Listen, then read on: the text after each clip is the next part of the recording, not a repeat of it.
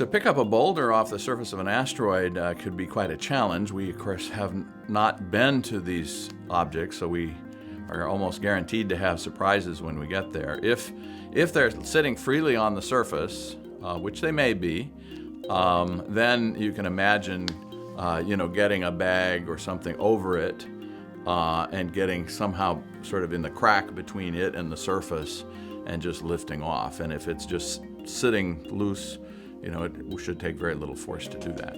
However, we're concerned that we always get surprised every time we go someplace that we've never been in the solar system before. We always find out that it's very different from what we expected. And so one option is to basically have some kind of a jack that can get between the rock and the surface and exert forces between them to break free any cohesion that might exist, without having the spacecraft have to pull using its thrusters, because it has very small thrusters and they're not really designed for that, and the spacecraft is really not designed to pull away from the asteroid with significant force. So better to try to push between the rock and the asteroid. And one example of that would be to put a donut, an inflatable donut around under it, and then inflate it. And the inflation would create, tremendous force, which would then basically jack the rock off the surface, just like a car jack. And so then there's another trick, though, because the rock might be coming at the spacecraft very rapidly at that point. So you need another inflatable cushion between you and the rock, so that the rock doesn't hit you in the face. So you have to kind of hold the rock and then inflate this donut.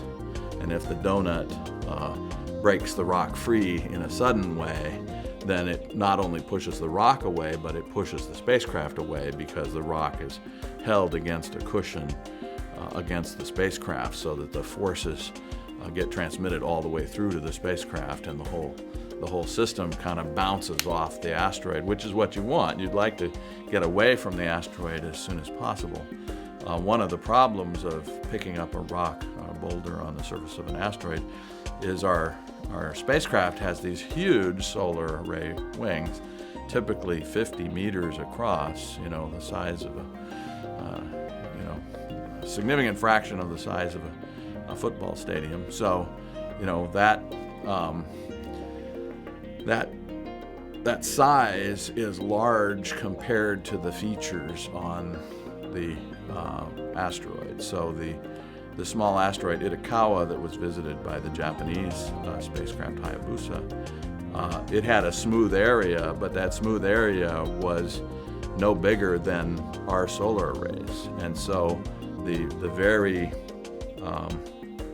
rocky parts of Itokawa were just would barely clear going in with our spacecraft. We'd have barely room on either side of the end of the solar arrays out to where the rocky and very rough parts of the asteroid exist. So it's considered very challenging and very sporty, in fact, to fly this spacecraft down to the surface of an asteroid, because these large solar arrays are very subject to risk. It's very dangerous if you impact the surface. They'll almost certainly be damaged or destroyed.